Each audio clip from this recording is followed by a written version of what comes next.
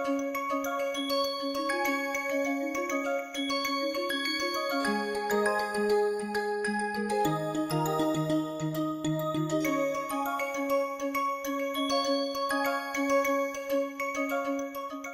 so I think I just want to quickly revise the variation method. The three important theorems that we said is, one is Euler theorem, that is, if you do a variation of psi tilde h psi tilde by psi tilde for all psi tilde, and this is a loaded all, means entire Hilbert space, then the stationarities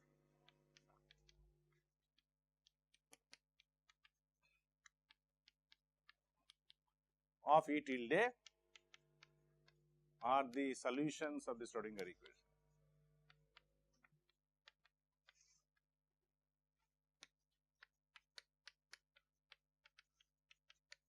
Okay, so that was the first theorem.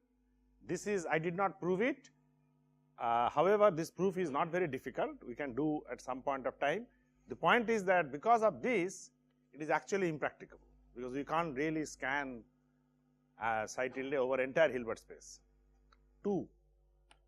Then we said that given any psi tilde,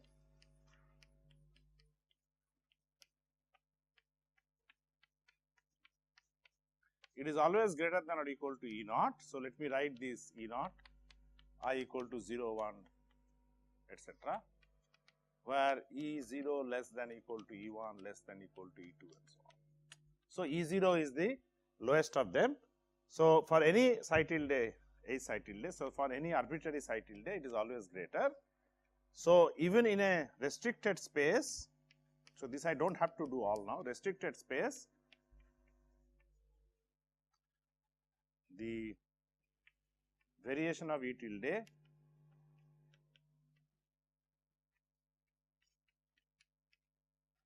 provides an approximate solution.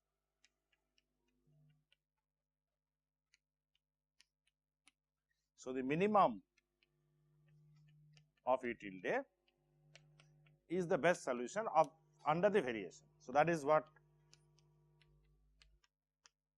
So, for this restricted space, the minimum is the best solution. However, this best solution can keep changing, because your space may keep changing. When I say restricted space, you may decide to have another one restricted space, I may have another restricted space. So, within that restricted space of variation, this is the best solution. So, this does not give, so there is nothing called a variational solution, that is a misnomer. Whenever you say this is the solution that is obtained by variation method, you have to also define what subspace of variation did you do. Okay, so that is important, otherwise it has no meaning. One of the restricted subspace that we decided, we actually discussed, is a linear subspace of variation, where you have k number of bases or k number of known functions.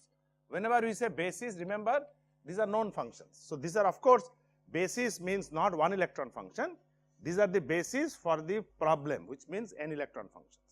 So, for example, for a n electron problem, they are Slater determinants. So, Slater determinants are valid functions because they are antisymmetrized, so they can form a basis.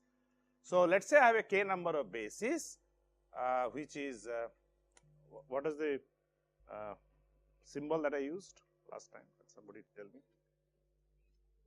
B, D, okay. So, D.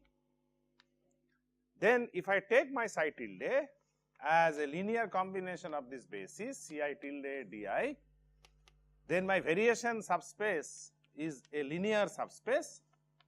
So, let us say I equal to 0 to k minus 1 or 1 to k, depending on how you want to write. So, variation is a k dimensional subspace of di. That is my subspace, and the parameters are Ci tilde.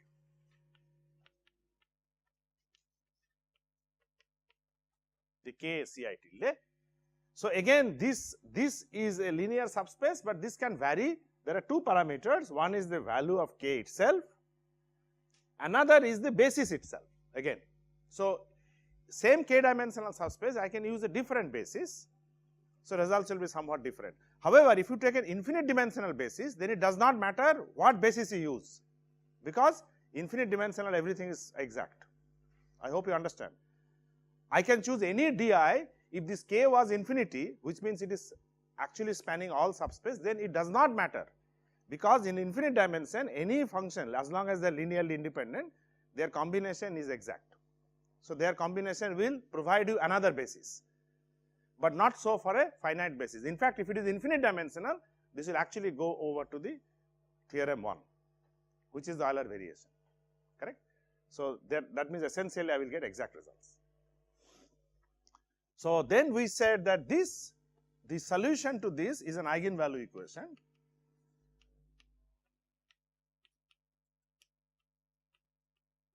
where I consider a matrix of this H over this basis. So, I wrote down this Cj tilde sum over j equal to E tilde Ci tilde. So, this is what you get by doing the process of variation. So, this is the parameter Ci tilde, which are obtained by solving this equation. If you analyze this equation, it is a matrix eigenvalue equation. Remember, my Hamiltonian was an operator. However, when I take this integral of this Hamiltonian between these known bases di and dj, which are within this k dimensional, then what happens is that this becomes a number which depends on k number of I, k number of j. So, I can rearrange this as a matrix of Hij, where this is a row and this is a column. This becomes another column multiplied by a number times the column. So, this becomes a typical matrix eigenvalue equation. As if you notice, matrix eigenvalue equation as a matrix times a column equal to number times a column. Okay. However, if it is a k by k matrix, then it has k number of eigensolutions, not one. You have k number of eigensolutions. So, each of the eigensolutions I can write with some superscript. Each of the eigensolution I write with a subscript, and basis comes with a superscript. So, I will get typically Ei in the basis k. So, this is how I label my eigensolutions. So, these are my ith eigenvalue in the k dimensional basis. Of course, if the dimension is k, then your number of eigenvalues can be only k. So, 0, 1, 2 to k minus 1 in a k dimensional basis. Okay? And then we noted that not only of course the rule 2 exists, which means all these eigenvalues are certainly greater than or equal to E naught, but there is a further this thing exists which says that any Ei in a k dimensional basis is always greater than, or Ei tilde is always greater than or equal to actual Ei. So, these eigensolutions which are approximate, they are not only greater than or equal to E naught, but they are actually greater than or equal to its corresponding exact eigensolution. So, this is a very nice theorem which gives you an upper bound for the excited states.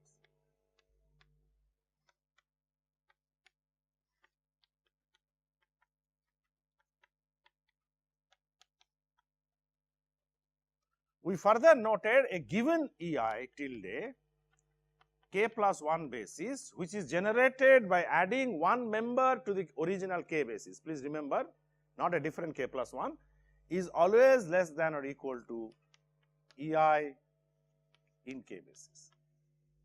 So, this is another theorem that we saw, and each of them remains an upper bound. So, however, when they go down, they will never cross their own corresponding state. So, that is the meaning, and this was actually was the content of the separation theorem by the MacDonald, the reference to which I gave the Physical Review 1933 paper, which says that between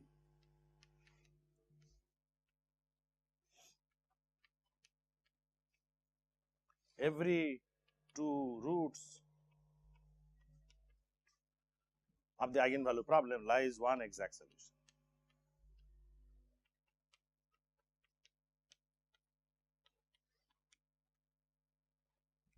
So, this was the content of the separation theorem. Actually, from there you can derive both of these, that they will remain upper bound, and as you increase, actually it is, as you increase the basis, it will keep on decreasing, but it will never cross this because of this theorem, and that was the content of the separation theorem.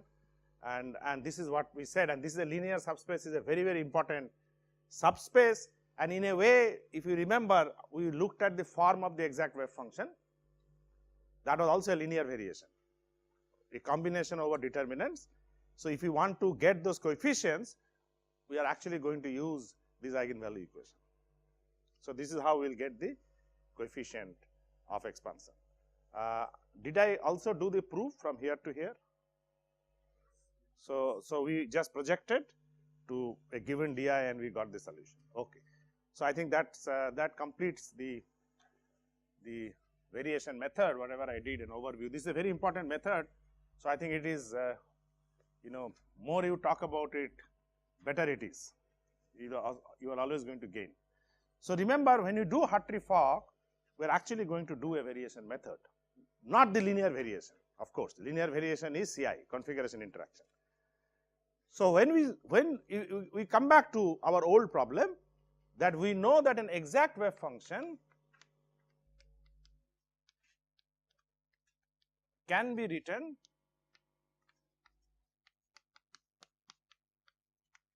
as a linear combination of all determinants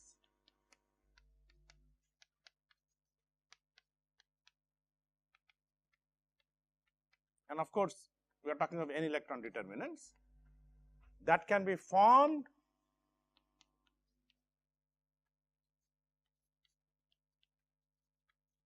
from a complete set of one electron functions.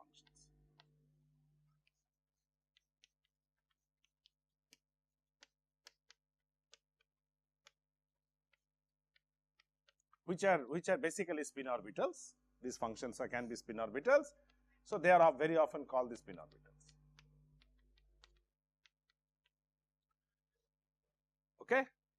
So, this is a statement which is basically it says that it is the full configuration interaction. So, please understand this statement. I have first a one electron functions which are the basis of one electron problem. So, it can be any one electron problem, because you remember the Hermitian operator eigenfunctions are always complete set. So, I can take any one electron problem. Note also that I am not explicitly stating, but these functions are all orthonormal, because they will usually come from the Hermitian operators. These bases are also orthonormal similarly. So, everything is an orthonormal basis that we are talking right now. So, what we are saying that from this one electron basis, you form first for n electron all determinants.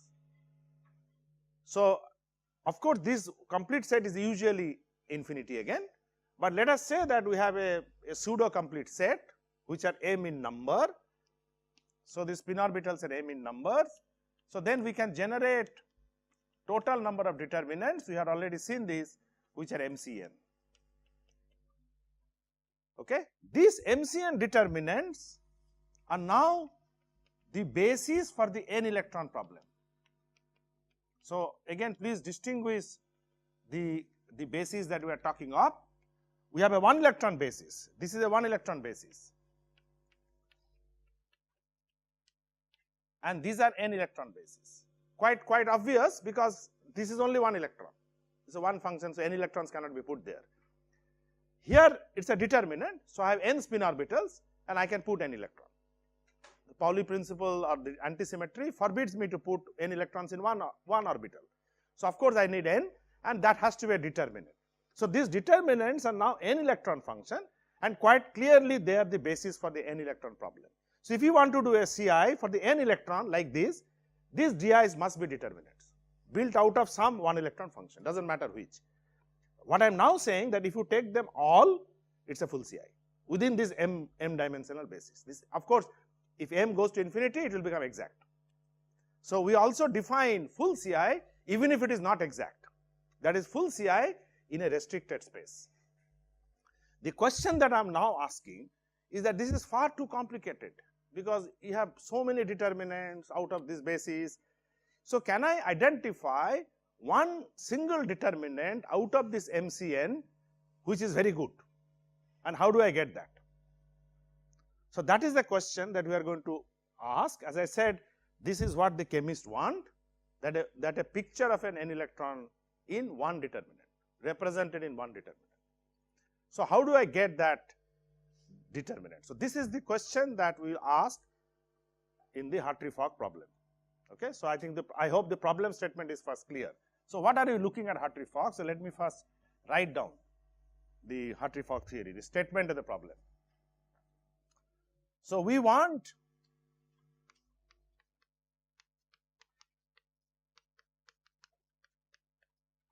to get one determinant now. So, our psi tilde cannot be linear combination of a determinant, but it has to be only one determinant. So, obviously, one determinant will have n set of spin orbitals, right. So, let us call this chi 1 tilde, chi 2 tilde, chi 3 tilde, and so on to chi n tilde. I am calling this tilde because right now I do not know the solutions. So, they are trial solutions with the, and this is a shorthand notation for the n electron determinant. It is actually a determinant, n by n determinant. I hope all of you can write it. Each row has a spin orbital, each column has a coordinate of the electron, or vice versa, but that is the first one is what we are following. So, now we are saying that obviously, if I know the basis, given basis, this problem does not exist, because if I know the basis, what am I doing? So, in fact, this problem is actually to find this basis.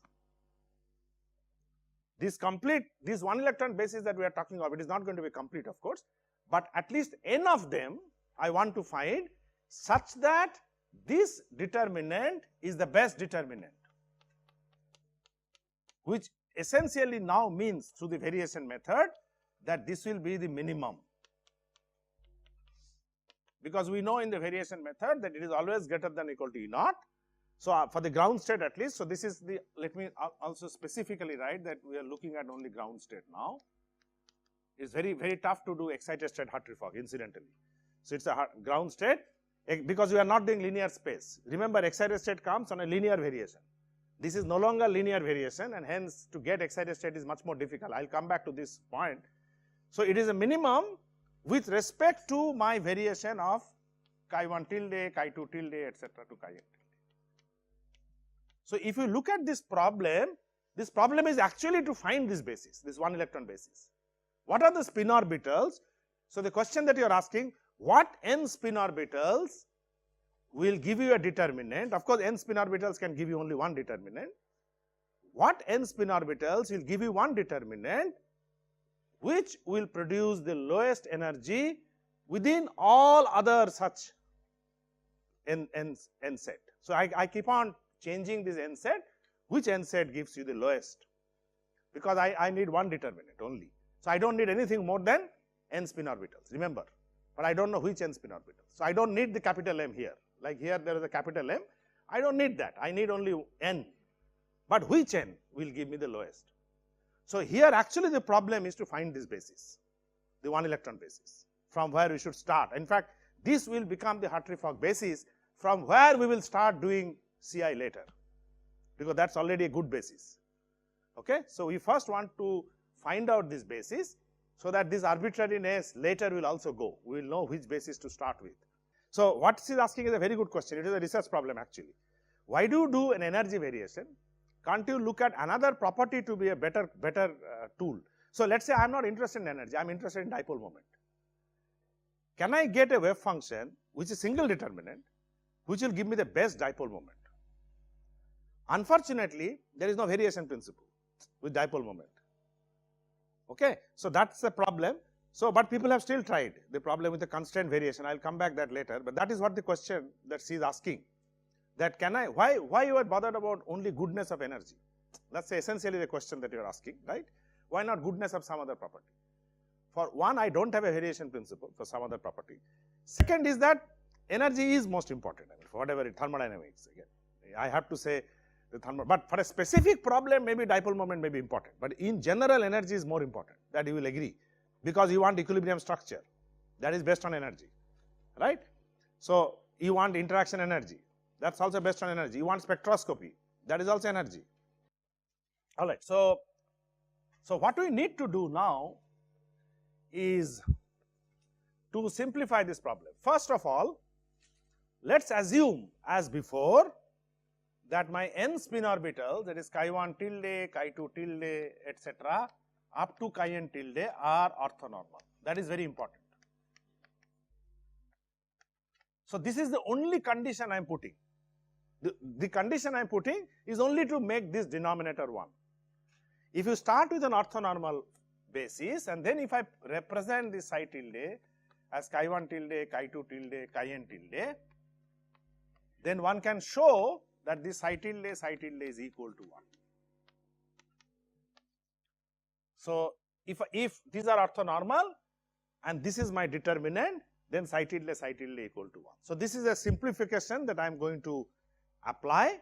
So, my E tilde in that case will simply become psi tilde H psi tilde,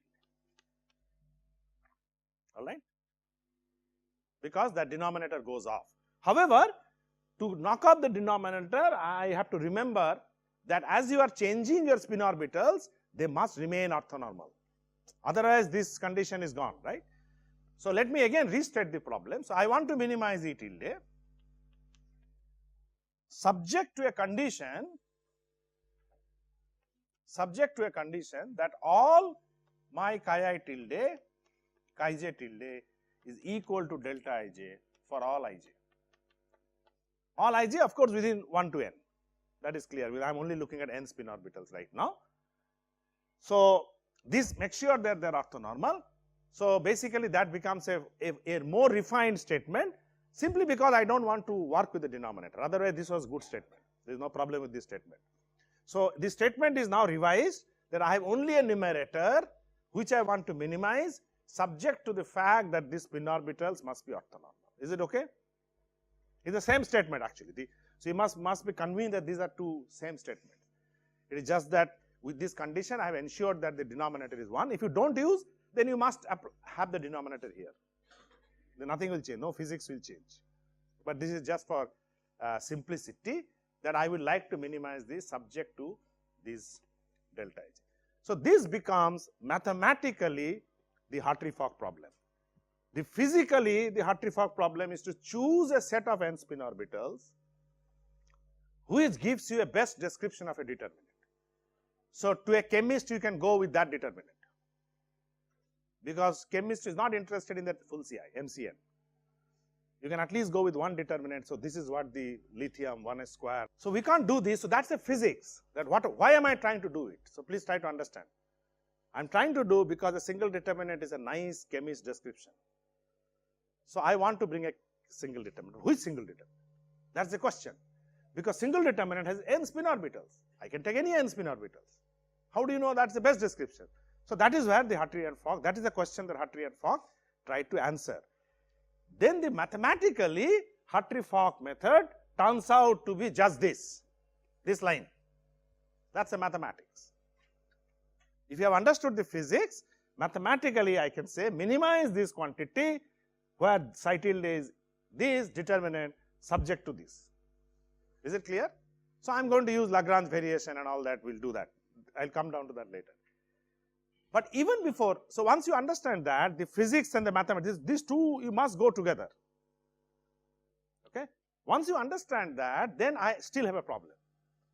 What is this? In terms of this chi tildes, because this is a monstrous thing on the left and the right, it is a determinant, yes.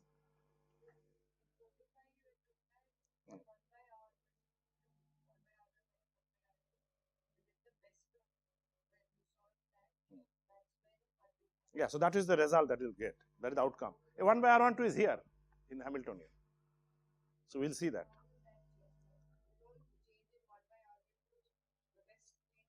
No, 1 by R12 is not going to change. The equation that we will get for chi I will be an 1 electron equation, where an average effect of 1 by Rij will come. Again, that is an outcome of the result. I am not going to make approximation, I am just going to do this. After that, I am going to get an equation. Approximation is just here. H is full Hamiltonian. Yeah. Full Hamiltonian. After the minimization, I will get a Hartree-Fock equation. So the statement that I made was an analysis of that equation. Okay, that there is an average effect. So that you will see later. Okay. So once again, let me go through this. There is no average effect here.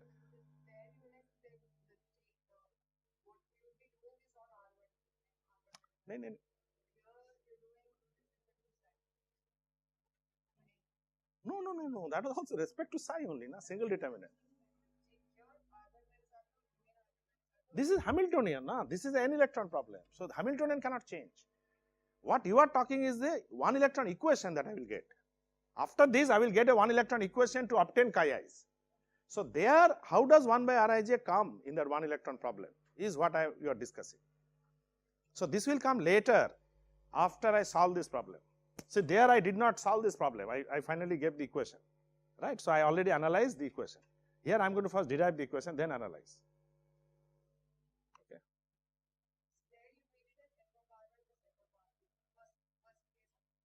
That was non-interacting. After that, when there is interacting, I said that you can't have a single determinant. So you have a full Ci. Yet I want a single determinant. So how do I get it? By minimization. So now whatever you have learnt in 4 to 5 will come. So just hold on. But look at the broad picture. If I have just h is some h of 1 plus h of 2, I don't need it. Because that's a trivial solution. My single determinant chi1, chi2 is just the solution of h. So I have solved the problem. So there is nothing to do. If there is a 1 by R12, then of course the exact solution is full Ci, always. However, I still want a single determinant. So 2 electron single determinant. So if you are talking of 2 electron problem, I want a chi1, chi2. Which chi1, chi2? How do I know? So that is what I am trying to do. There I told you the equation of chi1 and chi2. And in that equation, there was a one particle operator, Fock operator. So that I interpreted as an average of, so that is not an approximation. That's an interpretation of this approximation. You can say that way. Approximation is this, that I am trying to do single determinant. So that will be an interpretation of the approximation. But the interpretation I can do only when I get the results. So there, of course, Hartree-Fock I covered in just 1 or 2 lectures. Okay, so I didn't go through this. So this, whatever you are telling will come quite late now, because I am going to go through the derivation. This class I am going to go through the actual derivation, not just give you the results. Okay. So that was a one particle equation. This is completely n particle. But after minimization, I will get this one particle equation, which is what you are referring to. Okay. So that will come much later. All right. So before you do that, I have a small technical issue to discuss. How do I calculate this? So how do I calculate this in terms of chi1, chi2 to chi-n? Because my basic variables now are not psi tilde. What are my basic variables? Chi1, chi2 to chi-n. So unless I write E tilde in terms of chi1, chi2 to chi-n, I can't start the variation process. So that's a little mathematics. Again, I will not do the mathematics, but I will simply, so what I have to do is to actually find out this quantity, psi tilde is psi tilde, in terms of chi1.